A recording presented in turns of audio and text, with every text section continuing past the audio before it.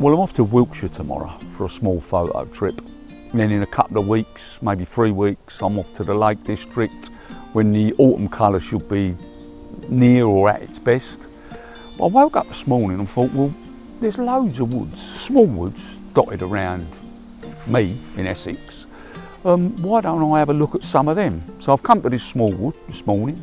I'm going to have a walk about. Obviously the autumn colour's not here yet, but it will be here in a few weeks' time.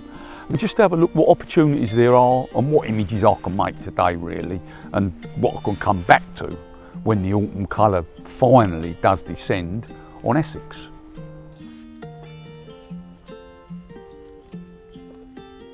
So this is the first composition I'm looking at. It's bounded by the 2 trees and it's got a bit of canopy over the top of it. It's almost like a tunnel leading off into the wood, and there's a bit of backlighting on the top leaves of the canopy, and hopefully we can pick up a bit of texture on the tree trunks themselves. So I'm going to set the camera up now and we'll have a look through the back of the camera.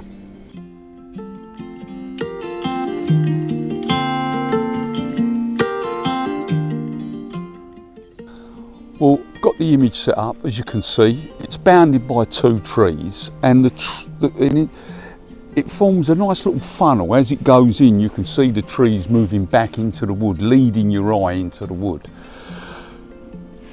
Although the day's overcast, there's a little bit of backlighting on the canopy, and there's a nice little colour to the floor itself. So hopefully we can pick up a bit of detail in the tree trunks themselves.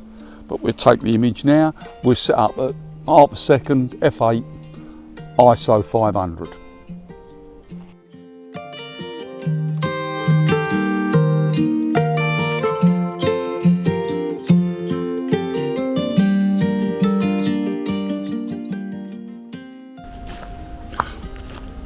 Well, after that first composition, as I was walking in towards this section of the wood, I did see something that might be of interest, so we'll just walk back towards that and see if we can get one more photo in this little wood.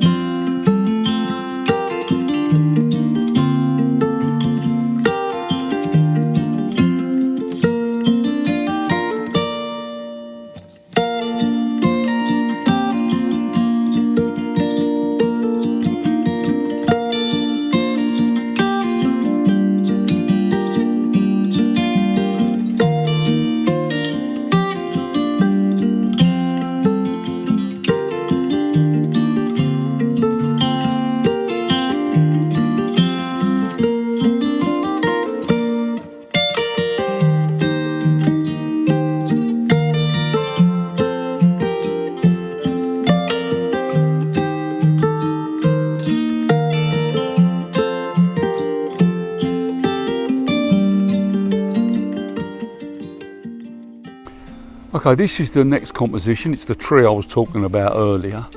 As you can see, it's quite interesting. You've got the old tree on your right hand side, which is still standing, and to the left it's the top of a tree that's fallen down and collapsed next to it. But I believe that when we get a bit of colour, this will make a nice composition. But I'm going to take it now anyway, and I'll give you a look at the back of the camera. So, got the camera set up now. This is the second image that I said I'd come back to. As you can see, you've got the old gnarly tree and the broken stump on the left hand side. I've had to change lenses because the 45-100 wasn't wide enough, so I've dropped down now to a 32-64 zoom lens on the GFX 100. I'm just going to get as tight as I can now. I want to bring that in so I'm just catching the right hand trunk of the tree which branches off and the old stump on the left, just to try and get rid of that bright area. I've got a polarizer on, as you can see. Yeah, that looks pretty good. picks out the tree, so we'll take that.